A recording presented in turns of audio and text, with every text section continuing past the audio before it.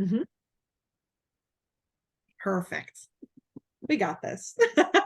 Okay. I just want to thank everyone for joining us and welcome everybody. Tonight we have a very special NEDLA presentation. But before we get into all that, I just want to give you a little bit of information about what's happening and what's going on with NEDLA in the next couple of months, because we have some amazing speakers, just like this evening, booked over the next few. Tonight, we have Laurie Orth, who is an incredible teacher. She's going to talk about all kinds of music and STEM things and really that overlap with STEAM. And it's going to be exciting. As a former music teacher myself, I'm really over the moon excited, as you can tell. But her topic tonight is Out of This World, Teaching STEAM with Music. And if you join us on November 14th at 7 p.m., we're going to be having Dr. Michael Arbitblit, and he'll be presenting on a comprehensive guide to writing a business plan and understanding how to manage a business. On December 12th, we've got a 6 p.m. session with Dr. Katie Nieves Liquinco, and she'll be teaching about leveraging artificial intelligence to create a classroom to support all types of learners, a very inclusive space. And in January, because we're already looking to 2024, and I can't believe I'm saying this, so it doesn't feel like we're there yet, we're going to have Paige Bestoff, and she is going to be, she's part of the CSTNJ organization, Computer Science Teachers Association. She's one of their leadership members, and she's going to be going over the importance of computer science in education across the curriculum. So some really great things coming up for everybody, and we'd love it if you could join us. But tonight is extra special. My music teacher heart is just so happy to introduce Laurie Orth. And Laurie is a music and STEAM education pioneer. She brings together two contrasting disciplines of space exploration and combines it with music. Creating a pipeline for young people to get into STEAM and educational programs through music is really important, because it gets the next generation ready to be able to work and function in ever increasing technical world.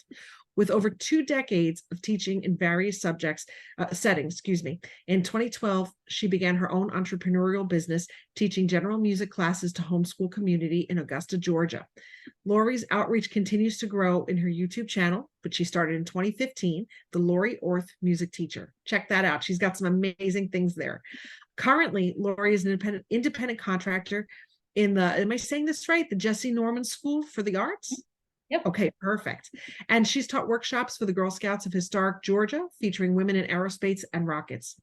In 2021, Laurie spearheaded a project-based learning activity for her students in Savannah River Academy to create a space-themed music YouTube video, Space Explorer's Anthem, in preparation for the RS downlink with the ISS.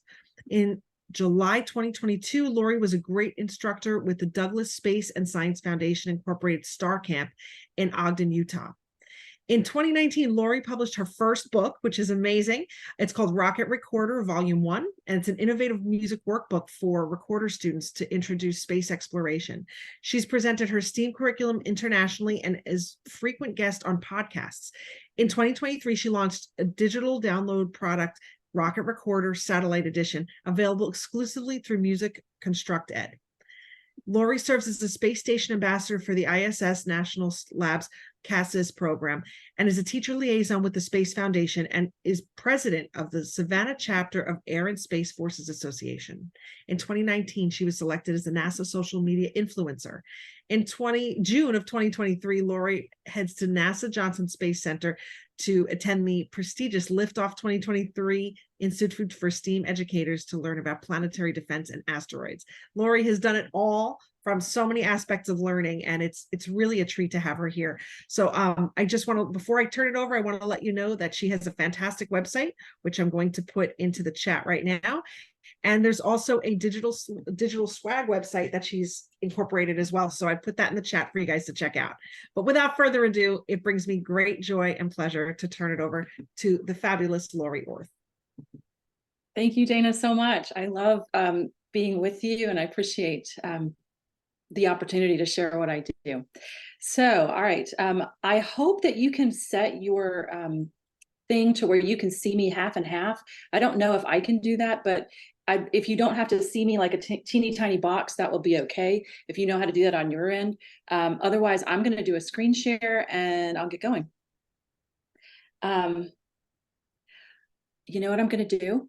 Give me a second. This is because I live in I got to shut a window. My neighbor's mowing their grass. Just That's how the digital world is. I can't tell you how many meetings we've had where there's been oh all my gosh, I'm hearing this. People also, both my neighbors will, they have target practice in their backyards and they can sometimes shoot guns, which is really scary when you're doing a webinar. That was a gunshot.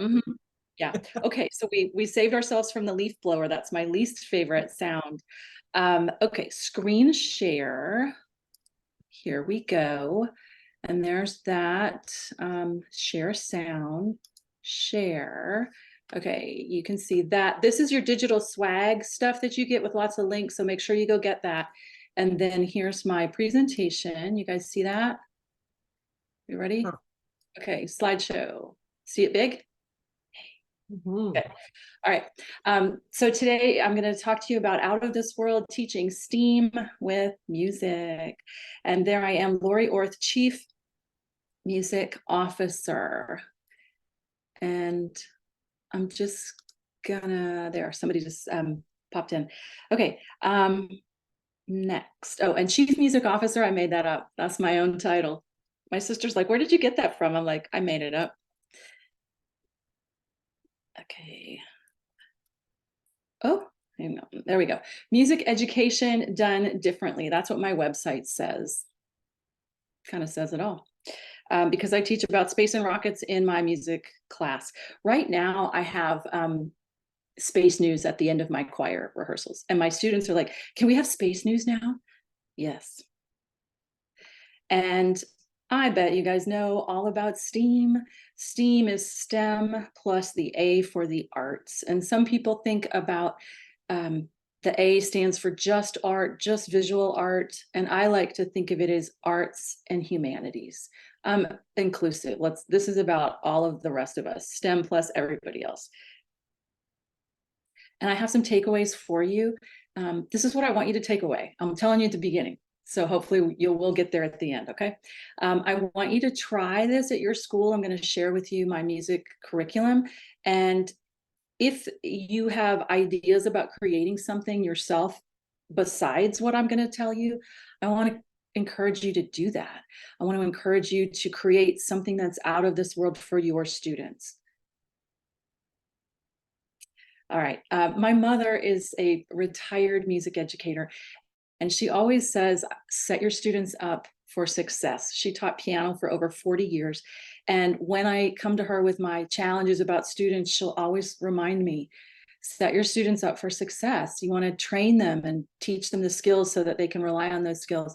And I want to share with you that today, you're my students. So my goal today is to set you up for success. I got you. All right, so we're going to just dive right into it. The first song that I did that was a space-themed song was called I'm a Little Rocket.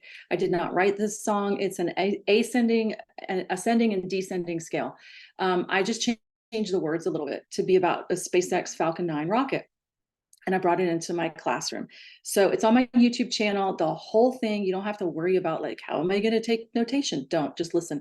And then you can get it later if you like it. It's also free on my website. So here's what I have. This is a pointing page. You can go to my website. I've got a free stuff tab and you can print this off. I have a whole set of these and I laminate them. They're like little placemats, and I set them on the floor in a circle, and I sit down with my 4- and 5-year-olds and I start this pipeline of teaching kids about STEM in the music classroom.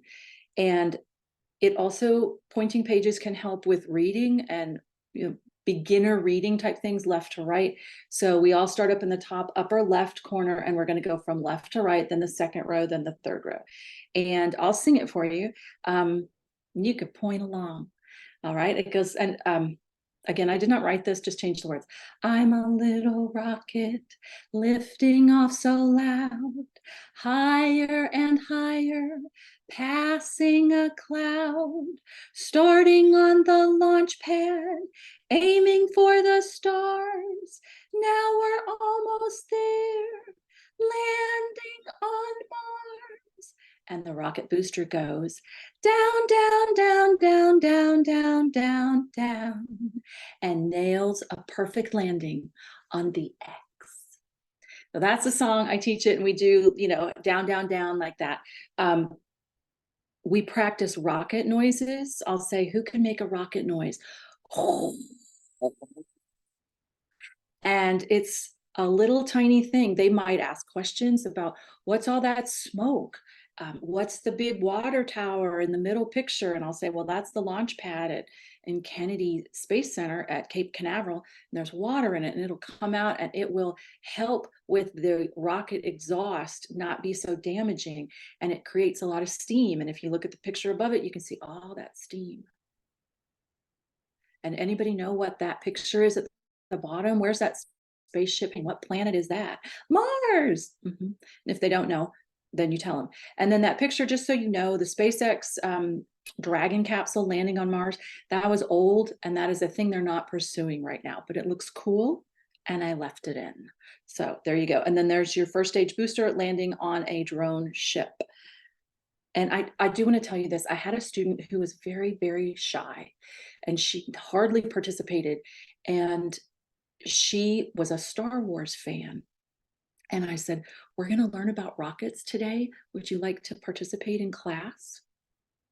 All right. I said, rockets are what we have now. They're not as able to move like they move in the Millennium Falcon.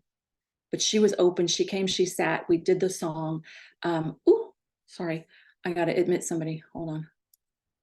We did the song, and she participated beautifully. She made the rocket noises. At the end of class, this girl who never said boo said to me in a beautifully constructed sentence, Mrs. Orth, when I grow up, I want to be a rocket scientist.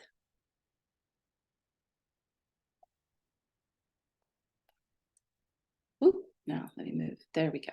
How did I do this? I did all this because I had my own business and I could do whatever I wanted. I taught homeschool students for 6.5 years, and it was very similar to what I was doing in a Catholic school. These homeschool mothers outsourced their music education needs to me. And on Fridays, they would come, and I taught at a church in a Sunday school room, and I could teach whatever I wanted. But I had no boss. I had no faculty meetings that I had to attend, which is a double-edged sword. But I got to do my own thing, and I got to pilot all of this space-themed music in this environment. All right, and you're like, why space? I got into space. I became a space aficionado when my son changed his major in college. He went to a school called Embry-Riddle Aeronautical University, and he was a mechanical engineer. He was studying mechanical engineering, and he switched to a brand new major that Embry-Riddle had called commercial space operations. And I did not know what that was. And I learned, and I went to the NASA website to learn about it. And commercial space operations is about all the companies that are not NASA. SpaceX, United Launch Alliance, Virgin Galactic, Blue Origin, Sierra Space. Those are the commercial companies. NASA buys things from them. NASA books payloads to go up on SpaceX rockets. So he was studying all the things that were non-engineering, like orbital mechanics, human factors, payloads, payload integration, safety. He was learning all of that kind of stuff. And I was really intrigued. So I became a fan, and that was going on while I was teaching music, and yeah. So here's the first song that I wrote for my recorder students. Now, if you are interested in why I brought this into my classroom, ask me during the Q&A, and I'll tell you that story. This is the first song I wrote for my recorder students.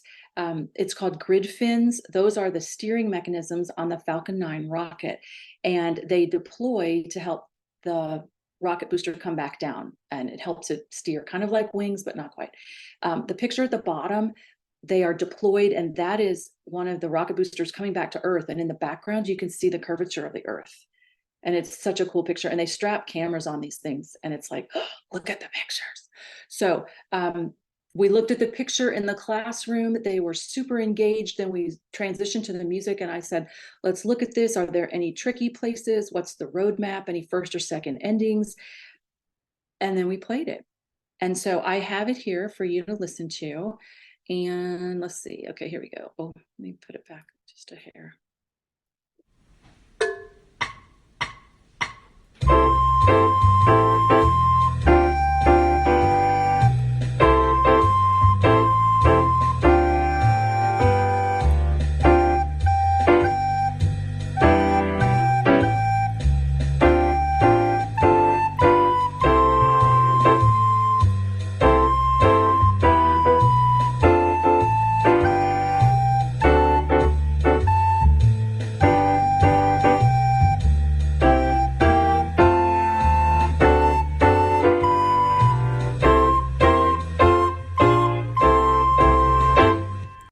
So that's what grid pins sounds like. My sister made the accompaniment for me. My sister, Lisa Hasselback, is a music teacher also, and she teaches outside of Buffalo, New York, and she's a jazz pianist. And so she was playing along to an app that did all the chord changes, and that app is called iReal Pro. And she did all of the accompaniments for my demo album for Rocket Recorder, and I'm so grateful. All right, so that was the first one. That's how it started. Then I started writing every week more songs for my music students. Here's another one. This is from my book. I'm sorry, it's a little bit blurry. Spacesuit. It's only 8 measures. Whole notes, half notes. There's a dotted half at the end. We start by looking at the picture of the astronaut. That's an astronaut on an EVA, an extravehicular activity outside of the International Space Station doing some maintenance, and they're wearing a spacesuit. And then we transition to the music. So these are just little intros. I'm not going really into detail. I feel like any music teacher could say, that's an astronaut wearing a spacesuit. And they look at it, and then you transition to the music. Okay, next one. This is a picture of NASA Mission Control, and this is part of the space operations. And I show this to them, and I'll say there's pictures of the launch pad, there's pictures of the maps of where the ISS is going as it orbits the Earth. Then there's pictures on the International Space Station so that they can see when the astronauts get there. And you can see all of the people in the picture working at their controls. They are not astronauts. They are doing mission operations, space operations. And then we've got space ops. It's the same chord changes as the previous one. It's just slightly harder. They're all half notes instead of whole notes. All right, next one, I've got Space Dog. Same chord changes again. These are just now quarter notes, and there's words. That's a picture of my dog, Talia. She's watching a SpaceX launch live stream. And this was some footage that they were showing of the space shuttle. So space shuttle doesn't fly anymore. The last flight it had was in 2011. And then Space Dog made it to the cover of my book. So that little picture down there is Space Dog. And this has words. If a teacher wants to use this but is not involved in space, you can change the words and make it be about anything so that the kids are singing about whatever your school is doing. If you have gardening, that's your school's thing, or robotics or whatever, you can change this up. And then it becomes a language arts activity. If you want to do that, you can have the language arts teacher work on that, or you can do that yourself in your classroom. It's just a little extension. Okay, here's a quick little picture of the kids that I wrote all this music for several years ago. They are probably seniors in high school or going off to college or in college by now. So yeah, they made a Legos rocket, a Saturn V rocket, and they brought it into the classroom. It was a great year. All right, Elements of Orbit is another song that I wrote. My son helped me with the words, and this is how I start the pipeline for talking about orbital mechanics with young people. And we can sing this song. You can play it on the recorder. It's a little bit harder on the recorder than the other pieces, but I also use it with boom whackers. And if you're not familiar with what those are, I have one right here. and you can use boom whackers to play this. We did that a lot during COVID because nobody was playing recorders. So Elements of Orbit is a great little song, and I have space solar system plushie toys that I spent a lot of my hard-earned money on, and I bought the complete set, and they're not cheap, and they've been such a good investment. And I have a little video of poor quality, but I want you to see what these kids do with this. This was 5 and 6-year-olds, and they're just doing music and movement. And we do this song like 4 or 5 times in a row because they like it. So let me show you what this sounds like.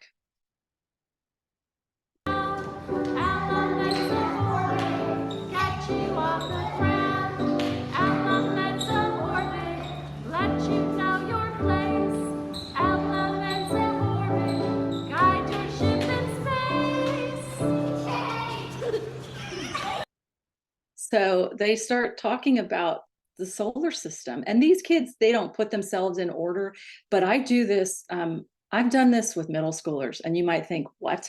But yeah, I did at the very beginning of school, and they weren't dancing, but like 2nd, 3rd, 4th graders, they're going to be like, you'll get Miss Teacher, Miss Bossy Teacher, who's like, okay, where's Mercury? Where's Venus? Okay, Earth, Mars, and they'll just line them up, and then they're doing this like 3D solar system.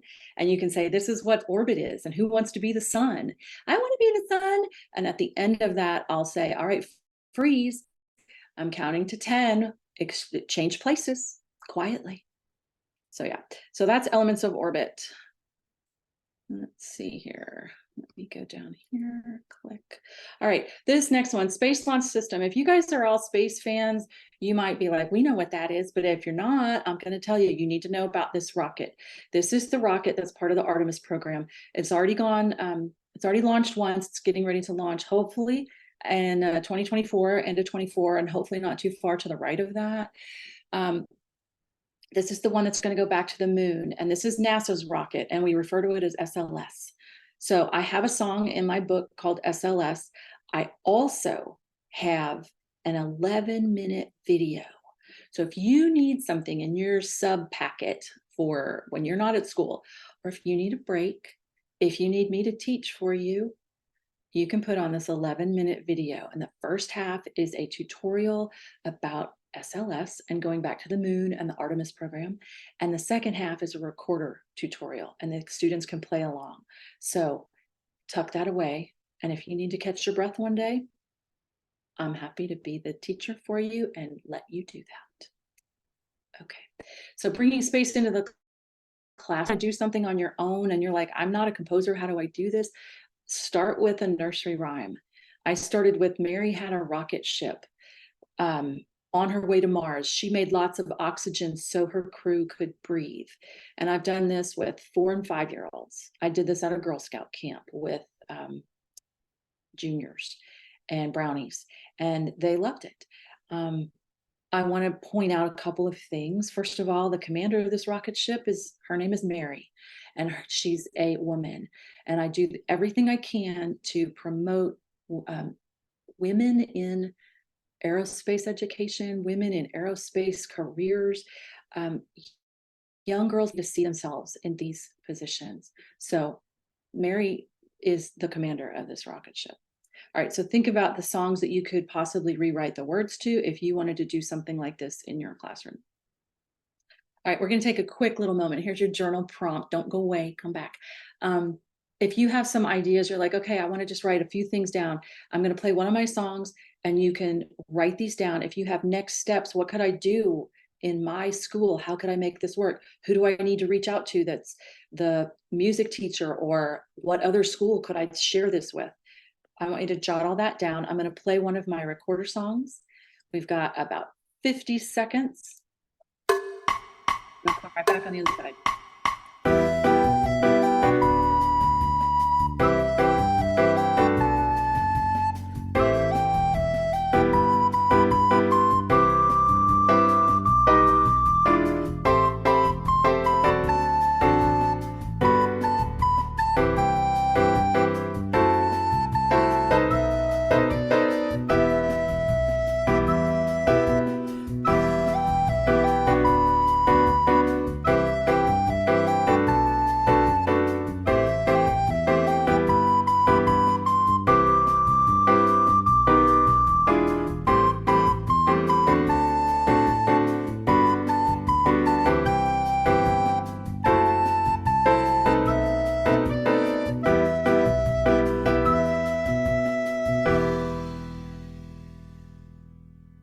my favorites. It's called Solar Wind. It's a little harder. My book has beginner, intermediate, advanced. So, all right, now we're going to move on to part 2 of tonight. I have a mantra about nothing ventured, nothing gained. And this has gotten stronger and stronger the older I've gotten. You might want to call this YOLO. You only live once. And I want to impart that to you and hopefully let you have that percolate around in your head and in your heart in the event that you have something that you would like to do. And I want to encourage you to do it around your career path. So that picture to the right, those are my students. They are holding a space patch that I got from the people at the International Space Station National Lab. And that is a patch that has flown in space. Oh, I'm so grateful to have that. And my kids got to touch it. And I said, you're touching space. So they've really been able to learn from that because they didn't know until they had me. They were like, they never thought about astronauts, never thought about space. They didn't know any of it. So anyway, that patch came from what I'm going to share with you. Back in 2009, I had a teaching position at a Catholic school in Jacksonville, Florida. That's me in the blue dress and the very short hair, passing out jingle bells at a Christmas concert. And most of those children that are the tall ones behind them, they're all married now. I didn't get any older, but they did. That picture in 2014, that is me with my homeschool students. We were singing a song about waking up cows. And I was on the floor as the cow. I then wrote a book about Rocket Recorder. I started going to professional development, attending them as an attendee, and then I started applying and presenting myself. And that picture at the bottom, that is me in February of 2020, right before our world changed. And I was teaching 75 teachers in South Carolina about my curriculum. And then I switched over to webinars. And that picture in the purple, STEM the Equalizer, I got to teach in Nigeria. And that was a webinar. I got to zoom into Nigeria and teach teachers how to use my curriculum. And you talk about who knew, but I met my friend who's the woman standing there, Adetola Salau, at a conference that I went to, and we networked and we're great friends. I did a presentation at a NASA conference at SEEK virtually. I did some things at the STEAM Leadership Conference at Georgia Institute of Technology. And then that picture there where I'm holding the certificate has special meaning because I had to apply 3 times to my own state before they accepted me to present. They turned me down twice. So when I finally got it, I was like, there's a lot of, I did it right there in that picture. So I also applied to be a NASA social media influencer in 2019, and I got in. I got to go to NASA headquarters and tour there, and I got to go to the International Astronautical Congress. I applied for the Liftoff Institute this past year and was accepted. They had over 500 teacher applicants, and they picked 42 of us, and we got to go, and I got to go and be there for a week, all expenses paid. Thank you to my Georgia Space Grant Consortium. But that is a picture of me sitting with Apollo 13 astronaut Fred Hayes. And if you're not sure what happened in Apollo 13, that was the one that it had an explosion on board. And thankfully, all of the astronauts survived and they came back. They didn't get to land on the moon, but it was NASA's shining hour. And Fred Hayes is 90 years young, and all of us got to meet him. So I had that opportunity to sit next to this American icon. And it's because I applied for something. I had no idea if I would make it, but nothing ventured, nothing gained. So a couple other things that I am involved in are the Air and Space Forces Association. I volunteer for them. And I've gotten to go to Washington, D.C. 3 times to attend their national convention. And that is me with my friend, Megan Tucker, who is an amazing award-winning educator. And I'm so grateful that I have been able to go there and meet Megan. She was the Air and Space Forces STEM Teacher of the Year. And that's a big deal, very big deal. then there's a picture of me with my students with our flown in space patch that we got from the ISS National Laboratories. And what a day that was that we got that. Had I not been involved, had I not networked and done those kinds of things, I never would have had those experiences. Now, here's probably the biggest thing that I've done in my career. The biggest thing. I applied for a $100,000 grant from the ISS National Laboratory. And it was to send a 3D printed recorder, a terrestrial 3D printed recorder, and my book, and a regular off-the-shelf recorder to the International Space Station. It was to have an astronaut play reading my book, just like they read children's books from space. I wanted them to read music from space and play a 3D printed recorder. And then I also was going to have them print a 3D printed recorder in space. I got to work on that with an engineering team. It was really cool. It was such a hard task because I have never written a grant before, but I wrote this humongous document and submitted it, and it felt like it was real. And spoiler alert, I did not get funded. And if you want to know more about that, I talk about it on a podcast. It's on my website, episode 142 with Dr. Emily Williams Birch. And I do talk about that. And I also talk about how I contacted NASA to pick up my rocket recorder book before I even published it. So if you want to hear all those backstories, you can. But I say all this because if you apply for things, you're not going to get accepted to all of them. You'll get accepted to some, but don't not apply. You know what I mean? Apply if it aligns with who you are as a person and the things you want to go and do and see and experience. Apply.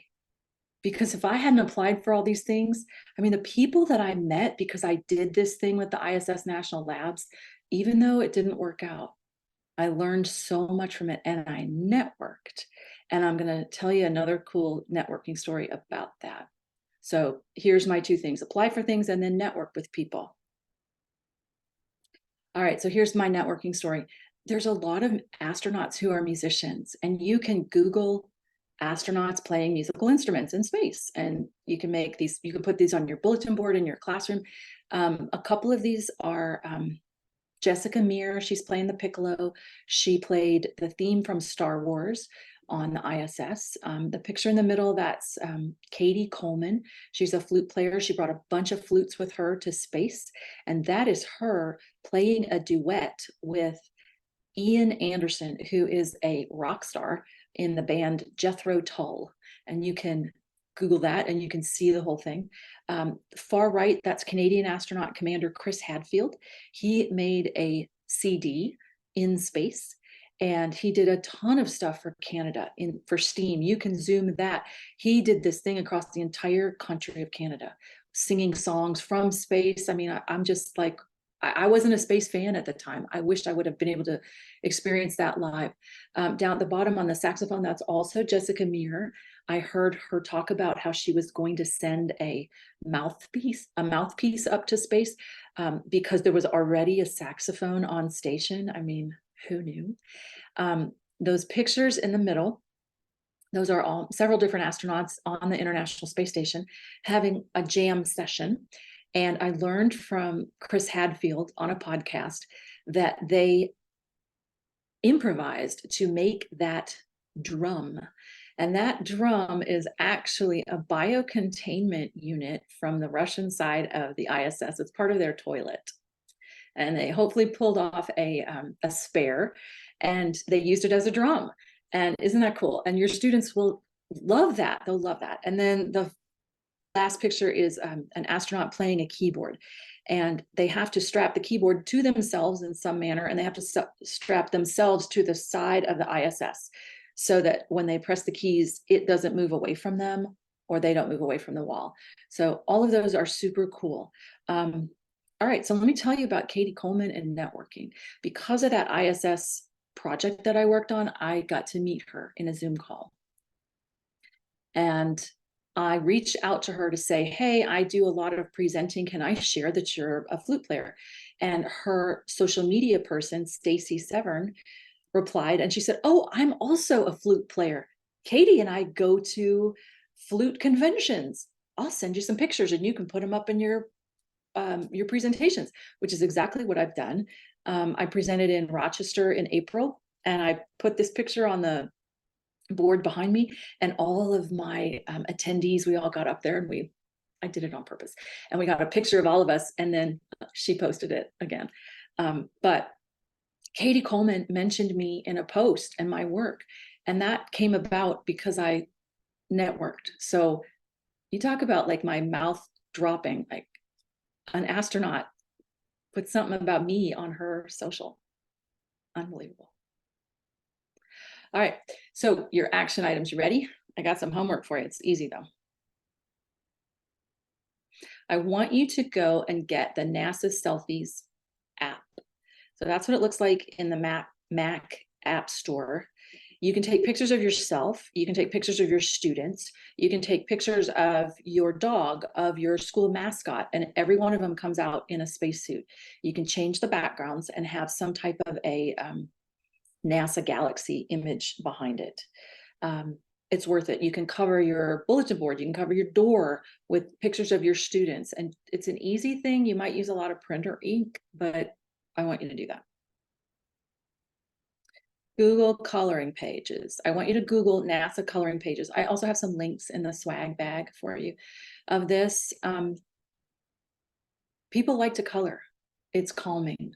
And you can have some of these out. This can be, hey, turn in your work, and then you can go get one of these. Or you can have some quiet time in your music classroom. I have done this on the day before a holiday when all my kids are jacked up on sugar. And I'm like, we're just going to listen to some classical music and we're going to color. I need this. So you can do that. There's all different age levels of coloring pages. And I put some of those in the swag bag. This is a picture of Mae Jemison. She is the first African-American female astronaut. And then she's got her own picture right there too, her own coloring page. So yeah, that's a really cool thing that you can do. And then I want to encourage you to collaborate. I want music educators, I want you to ask your STEM colleagues, when do they teach about space? Do they teach about the solar system? Do they teach about the Earth and the moon? Do they teach about the International Space Station? Now, some school districts, they don't teach about that. And the STEM teachers have to come around to get the space in creatively. But start that conversation. And can you program your space themed music from Rocket Recorder at the same time that they are teaching about their space subjects? Might not work. You might have people who your students might not be able to play B, A, G, and C yet at the beginning of the school year, if that's when they're teaching these space units. But you'd at least start that conversation. And then if we have any general education classroom teachers, if you're like, this is all about music, what about me? I want you to share this with your music educators. I want you to contact them and say, hey, let's talk about this. Let's do this together. Now that I've given you some ideas about it, and I've got some more ideas for you that you can talk about. So I want you to think about getting your faculty colleagues in on the action. Now that picture is from several years ago. I had a faculty choir and I was really nervous about it, but because I was new at that school and my kids were in that school and these were my children's teachers. And all of a sudden I was their teacher. But these teachers loved it. We rehearsed after school a couple of times. I said, I want to program you on the concert. And they got excited. What are we going to wear? Let's all wear black and our pearls. And so there they were. And my son, I kind of voluntold him to help out because a couple of teachers were singing the tenor part. And so he sang tenor with them. And that was him in 8th grade. And he's 26. So that was a while ago. But you can do that kind of stuff. And, teachers will support that which they are a part of. So if you want to sing a song from Rocket Recorder and get some of your teachers involved, do it. Invite an admin to sing a space song on your concert. Last Christmas, I had the secretary at my school sing on our concert. So you don't just want to throw them out there. If you've got a teacher who's willing or an admin person, the principal, say that you need to have a couple of coaching sessions and say, all right, the first time we're going to work together in my classroom, and the second time we'll be up on stage, so that you can work with that person and make sure they're not going to do something crazy. And you want to support them and set them up for success. And then the last thing, if your school has a STEM day, change it to a STEAM day and get your music students on the stage so they can close down STEM day with something from Rocket Recorder, or the fifth grade chorus can sing something from Space Explorer's Anthem. And it really helps overlay the music part into the STEM part, and that's how they learn better. All right, and so you may be thinking, I like my silo and I like my swim lane. I don't want to share, don't want to talk to those people that don't do what I do, too busy. I want to encourage you to talk to them. I get it. I know what it feels like to be isolated. I'm the only music teacher in the whole building. But go talk to these other teachers and find out if they are open to doing a collaboration with you. So I want you to collaborate and work together and think about diversity, equity, and inclusion is not just cultural. It can also be including different subject matter in your classroom. So we teach our students how to collaborate. We want our students to know how to collaborate. So you've got to do it too. That's going is, you lead by example and go collaborate with your fellow teachers. Okay, so this is where I said, I've got you, I've got your back. I have gone to conferences where you hear all these wonderful ideas and you're like, I want to do this, but I don't have enough stuff. And I would have to, I have the idea, but now I have to flesh it all out and I'm too busy and I'm just not going to do it. This is all done for you. In March, I made a digital download of 10 songs from Rocket Recorder. It's a PowerPoint and it has everything embedded. It has the accompaniment embedded. It has the pictures embedded. It's got 10 songs and it's a PowerPoint. So you download it and you put it up on your smartboard and you're good. It also has a PDF if you like that. So you can get that from my website. And this is my mission statement on my website. The arts and the sciences must coexist to develop creative people today for the innovative workplace of tomorrow. So we're back here at the takeaway page. My takeaway for you, I want you to try this at your school in some way, shape, or form. The things that I talked about, the I'm a Little Rocket, the Elements of Orbit, those are available on my free page on my website. I've got a free stuff page. And then if you want to create something yourself that's out of this world, do it. We'll put your name on the one down there that says your name here. Yeah, don't hold back, do it. All right, there's all my socials.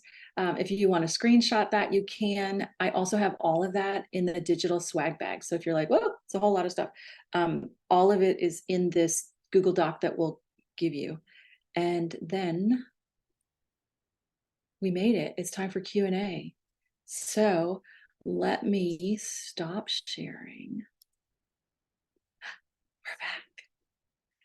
And go ahead, ask me questions. Who's got a question? Who wants to know something? And you can unmute.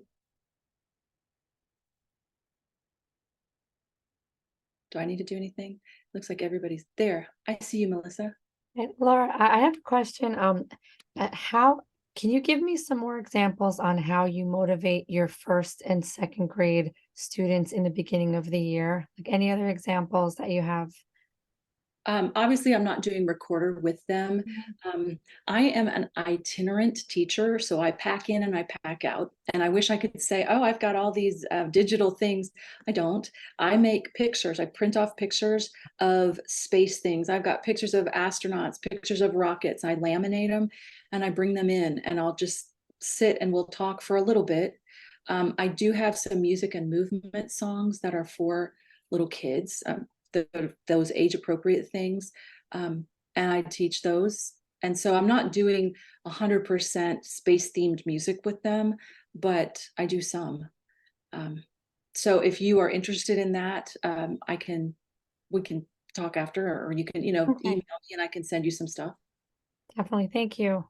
Yeah, sure. You know what else? I'm gonna, because I set these out. These are my props. If you have the money, if you can get these, they love these. This is they have little faces on them. I don't know if you can see.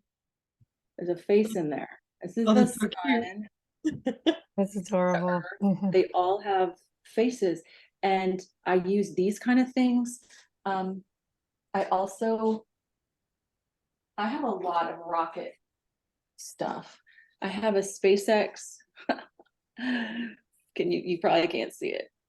I have a SpaceX Falcon 9 rocket, and I get to talk about how the first and second stage separate, and I bring this into class. I need to back up. There you go. So they see this, and I'll pass it around, and we talk about that, and I'll also talk about the top. And this is with little kids.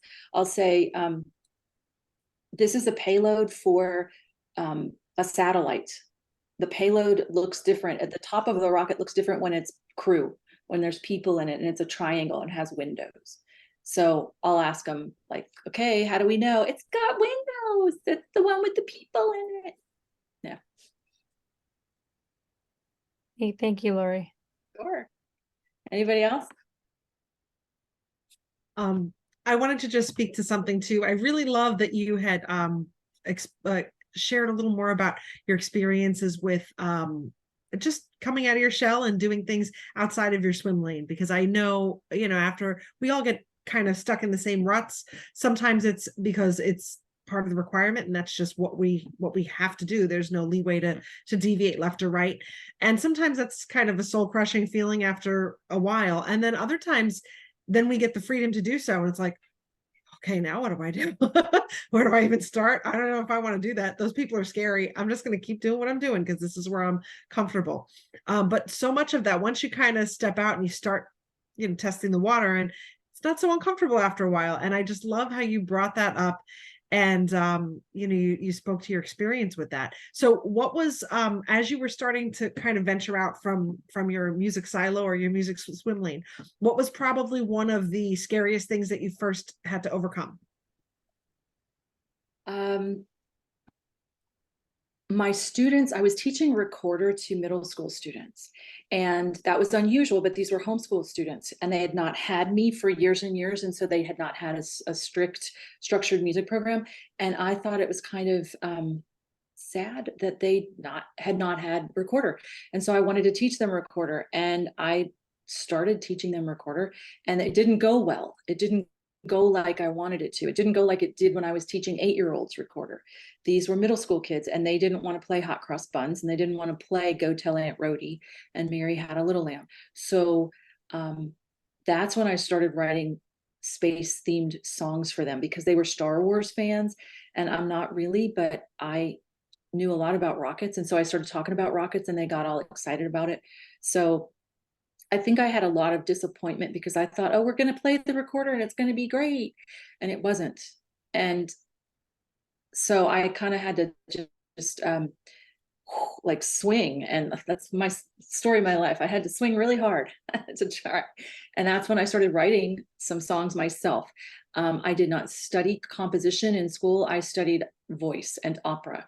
And so I did not take those composition classes. So I was scared about how to do that. I had to ask my sister a lot about how to compose things. But then it just snowballed, and it became this wonderful way to reach my students.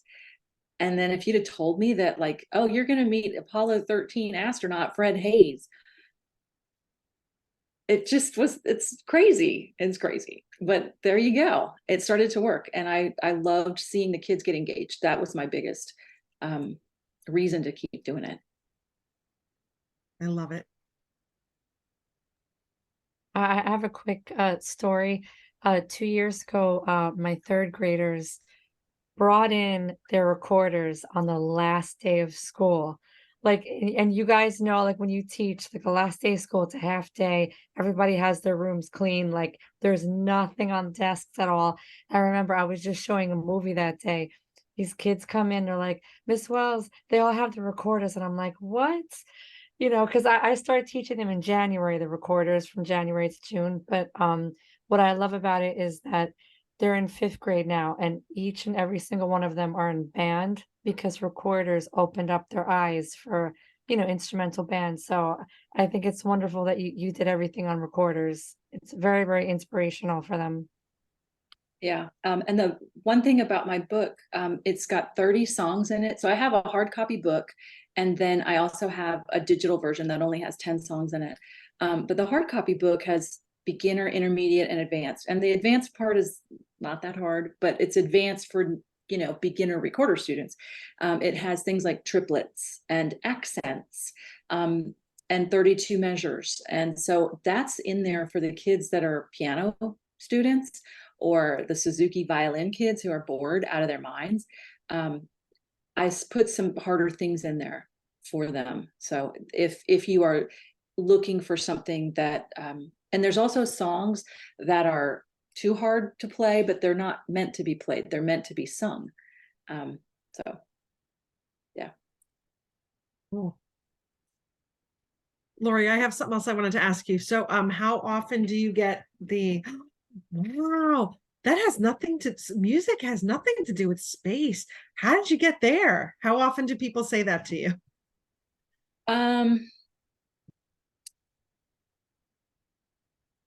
I mostly get, when I'm around educators, they're so intrigued, Mhm. and then it's everything I live and breathe. And so I'm like, well, let me tell you how this started. I worked really hard to bring up my space chops because I had had so much music and so little STEM. And so I feel comfortable now that I can talk about both. Now, Mhm. Liftoff was a program for STEM educators, and I did feel like, oh gosh, this we had to do experiments, and I was like, I can write a song about it. Yeah. So I see that we're up against 7 o'clock. I don't want to go over. I want to respect everybody's time. Does anybody else have any questions? No? Thank All you right. so much, Laurie. Thank you for your time, your expertise, for sharing and inspiring us this evening. And thank you so much to everybody for coming tonight and sharing with us. Our recording will be available. So I know there are some people who signed up so that they'd be able to benefit from that. We'll make sure that we send it out as soon as it becomes ready. And we have some amazing things coming up for November, December, and January on the calendar. So feel free to join us if you're interested in those topics. And once again, thanks for everything, Laurie. You're amazing, and it was great hearing you this evening. Thanks for Oh, sharing. thanks Thank so you. much. I want to Um, save the chat. I don't know how to do that. Do you know how to, can you do that for me? Save the whole chat. Question. Well, let's stop the recording. Okay. Are you able to do that? I think at the top of your screen, you could push the